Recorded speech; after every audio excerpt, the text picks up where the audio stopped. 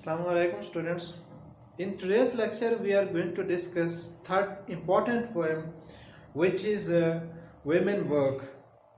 इस पोएम में माया एंजेलो एक टिपिकल अमेरिकन वुमेन की जो लाइफ है, बल्कि लाइफलेस लाइफ है, उसकी एक पिक्टोरियल स्टोरी या उसकी एक डिपिक्शन जो है वो पेश करना चाह रही है.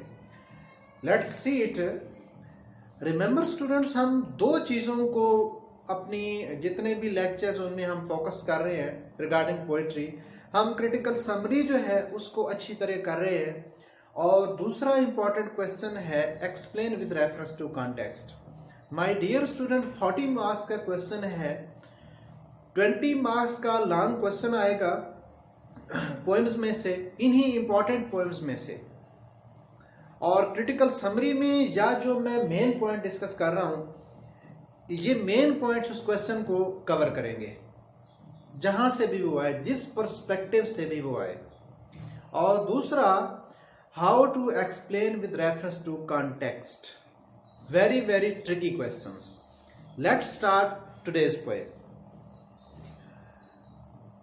फर्स्ट इसका जो पॉइंट है, the poem reflects the duties and responsibilities of a housewife. इसमें माया एंजेलो जो अमेरिकन वुमेन है, हाउसवाइफ, उसकी रिस्पॉन्सिबिलिटीज और ड्यूटीज को डिस्कस करती है इन डिटेल कि उसकी क्या क्या ड्यूटीज हैं.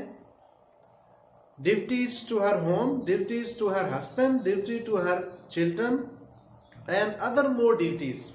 और इन ड्यूटीज को परफॉर्म करने के बाद what's her condition and what she wants, what she desires, what she complaints. वो क्या कंप्लेन करती है, कैसे वो इन ड्यूटीज को परफॉर्म करती है. तो this poem is a reflection of the duties and responsibilities of American housewife. Second इसका जो पॉइंट है, it indicates the busy and mechanical life of an American women. ये अमेरिकन वुमेन की जो कमर्शियल लाइफ है, बिजी लाइफ है, mechanical life है, उसका एक डिपिक्शन है, उसकी अक्कासी करती है. नेक्स्ट शी सेज, अब कौन कौन सी ड्यूटीज हैं in which she is much busy, even she can't give time to herself. अपने आप को भी वो टाइम तक नहीं दे पाती. और कैसे खूबसूरत अंदाज में माया एंजेलो ने इसको कंपैक्ट किया है पोएम को. She says she looks after the children. अब ये उसकी ड्यूटीज हैं. She looks after the children, mends their clothes, उनके कपड़े वगैरह मेंड करना, मुरम्मत करना, उनको सीना, स्टिच करना. क्लीन्स फ्लोर्स, घर की सफाई करना. She buys and cooks food, यानी कि घर का जो साजो सामान है वो भी वही खरीदती है. And cooks food and works in the garden as well. और घर में अगर कोई बागीचा वगैरह है, कोई किचन गार्डनिंग वो करते हैं, तो उसकी सफाई वगैरह, उसको पानी देना, ये भी उसी की रिस्पॉन्सिबिलिटी है. ये उसकी रिस्पॉन्सिबिलिटीज हैं. This poem presents lifeless life of housewife. कौन सी हाउसवाइफ? American housewife. लेकिन स्टूडेंट्स, किसी हद तक जो है, टू सम एक्सटेंट हम कह सकते हैं कि ये यूनिवर्सल पोएम है, क्योंकि जो वेस्टर्न वुमेन है, पाकिस्तान, बांग्लादेश, इंडिया, उस वुमेन की भी यही ड्यूटीज हैं. लेकिन डिफरेंस कहाँ पे आएगा कि आफ्टर परफॉर्मिंग दीज ड्यूटीज, एक अमेरिकन विमेन का क्या रिएक्शन होता है और एक वेस्टर्न यानी पाकिस्तानी, इंडियन सब कॉन्टिनेंट जो है, ये जो इरा है, ये यहाँ की जो विमेन है उसका क्या रिएक्शन होता है, ये हम एंड पे डिस्कस करेंगे. There is no change in his daily routine. उसके डेली वर्क में जो है कोई चेंज नहीं है. जिस तरह वो सुबह सवेरे उठना, फिर ब्रेकफास्ट तैयार करना, इस तरह फिर लंच है, फिर डिनर है, अपनी डेली की जो रूटीन्स हैं उसी में बिजी रहना.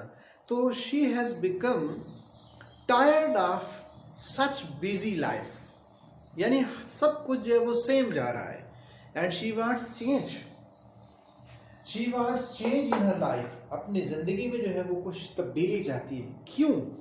She wants to make her life pleasant one, खुशगवार बनाना चाहती है। In spite of having these duties, इन ड्यूटीज को सरंजाम देने के बावजूद जो है वो क्या करना चाहती है? She wants to make her life beautiful, lovely, youthful, pleasant. She wants to enjoy her life, और कैसे वो एंजॉय करती है, उसकी अपील क्या है, रिक्वेस्ट क्या है? She wants change in her life, क्योंकि कहते हैं कि चेंज इज ऑलवेज गुड, और ये भी एक कोटेशन है कि change is a law of nature. जो चेंज है ये लॉ ऑफ नेचर है, और कोई बंदा नेचर को अपोज नहीं कर सकता। To get rid of this boring life she appeals to nature. ये जो उसकी बोरिंग टायरसम लाइफ है, इससे निजात हासिल करने के लिए, टू गेट रिलीफ, वो एक्चुअली क्या चाहती है कि वो रिलीफ चाहती है, रिलैक्सेशन उसको दरकार है।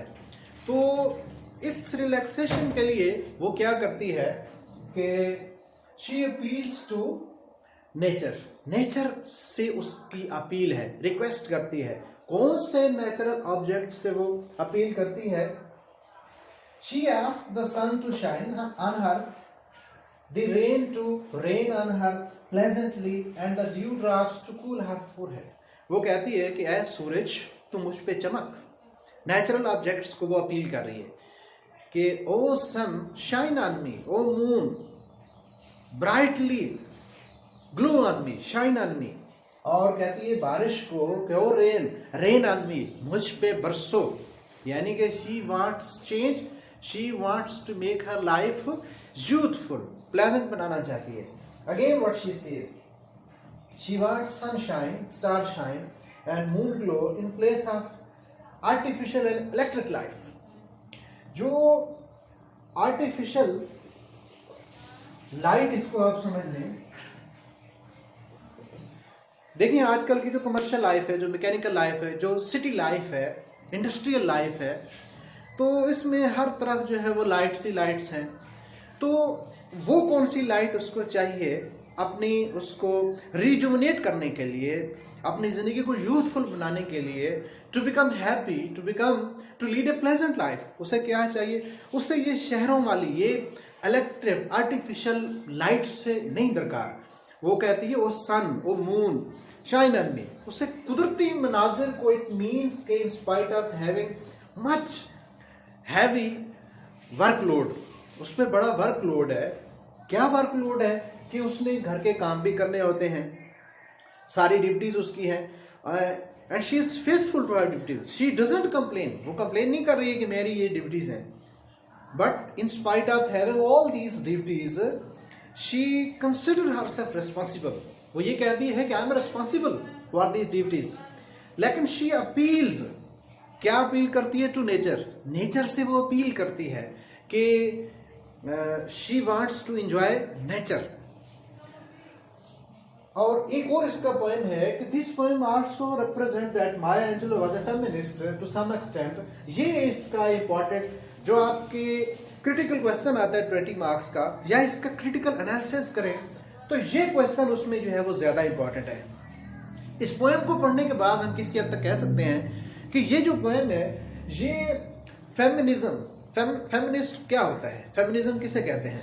एक ऐसी औरत या ऐसा मर्द who fights for the rights of women, जो औरतों के हकूक के लिए लड़ता है, who works, who is a man of welfare, a welfare minded, for which purpose? For the rights of women, जो औरतों के उनके हुकूक दिलवाना चाहता है, ही इज कॉल्ड फेमिनिस्ट। तो माया एंजेलो जो है, अगर इसकी पोएम को पोस्टमार्टम किया जाए, इसका डीपली जो है वो एनालिसिस किया जाए, क्रिटिसाइज किया जाए इसको, तो हम कह सकते हैं किसी हद तक कि Maya Angelou was a feminist. She was a woman who knows how to fight for the rights of women, औरतों के हकूक के लिए कैसे जो है वो फाइट की जाती है। तो फेमिनिस्ट भी है, लेकिन एक बात जो मैंने कहा था कि अमेरिकन विमेन और वेस्टर्न विमेन जो पाकिस्तान इंडिया उनमें डिफरेंस क्या है। But the housewife doesn't complain against her father, against her husband. अपने हस्बैंड के की वो कंप्लेन नहीं करती। पूरी पोएम हमने देखी है स्टैंजा बाय स्टैंजा, अगर आप उसको देखें, मैं तो उसको पढ़ चुका हूँ ईच एंड एवरी वर्ड को डिटेल के साथ। तो किसी भी वर्ड में हमें ये नहीं लगता कि वो जो विमेन है she is going against her husband, अपने हस्बैंड के खिलाफ जो है वो कंप्लेन नहीं कर रही है। और जो वेस्टर्न विमेन है उसका तो ये खासा है, एंड प्लीज डोंट माइंड, ये एक हकीकत है और हकीकत से नहीं बंदा जो है वो छुप सकता या जान नहीं, person don't get rid of reality. हकीकत हकीकत होती है, सच सच होता है। तो जो वेस्टर्न विमेन है usually she complains against her duties कि उसे ये भी करना है, उसे वो भी करना है, उसे उसके बहुत ज़्यादा काम है। Her husband doesn't help her out, उसकी हेल्प आउट नहीं करता है, ठीक है। तो बट द अमेरिकन विमेन, ये अब अमेरिकन विमेन और जो वेस्टर्न विमेन है उसमें डिफरेंस क्या है कि इन spite of having much workload she doesn't complain her husband. और जो वेस्टर्न विमेन है वो शी यूजुअली कंप्लेन्स। एक तो ये पॉइंट। दूसरा इसका जो क्रिटिकल एनालिसिस करें तो हम कह सकते हैं कि माया एंजेलो जो है to some extent he is a feminist, he is a woman who fights for the rights of women, जो औरतों के हुकूक की क्या है मुहाफिज है, उसको प्रोटेक्शन जो है वो देना चाहती है। तो ये हमने इस पोएम को डिस्कस किया अमेरिकन वुमेन की, और हमने उसका कंट्रास्ट किया किसके साथ, वेस्टर्न वुमेन के साथ। फिर हमने इस पोएम के डिफरेंट पॉइंट्स देखे हैं, इसको हमने क्रिटिकल एनालिसिस इसका किया है बड़ी अच्छी तरह। अब जो है नेक्स्ट वीडियो में इंशाल्लाह इसका वो वाला स्टैंजा जो इंतहाई इंपॉर्टेंट है वो हम डिस्कस करेंगे। Thank you so much.